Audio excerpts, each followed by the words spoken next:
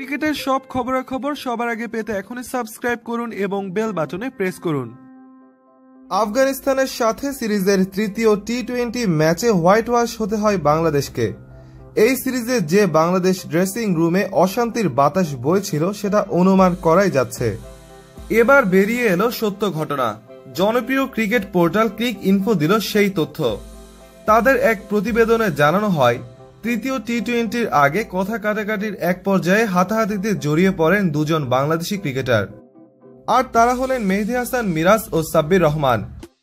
এ সময় এগিয়ে আসেন দলটির ম্যানেজার খালেদ মাহমুদ সুজন। তার হস্তক্ষেপেই থামে এই উত্তপ্ত পরিস্থিতি।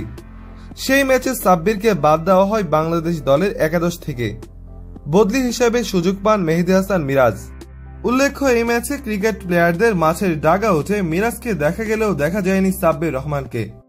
অবশ্য এ বিষয়ে এখন পর্যন্ত দুজনের কেউই মুখ খুলেননি। অন্যদিকে ক্রিকেটের জনপ্রিয় পোর্টাল ক্রিক বাজ জানিয়েছে, শৃঙ্খলা ভঙ্গের কারণে বাংলাদেশের একাদশে জায়গা হয়নি সাব্বির রহমানের।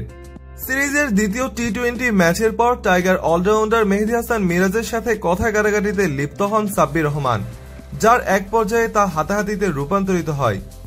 এদিকে কদিন আগেই ঘরোয়া ক্রিকেটে এক দর্শককে পিটিয়ে সংবাদের শিরোনাম হয়েছিলেন সাব্বির। ফলে ঘরোয়া ক্রিকেটে 6 মাসের জন্য নিষিদ্ধ করা হয় তাকে। আর এবার জাতীয় দলে ঘটে যাওয়া এই ঘটনার জন্য ন্যাশনাল টিমেও নিষেধাজ্ঞা আসতে পারে তার।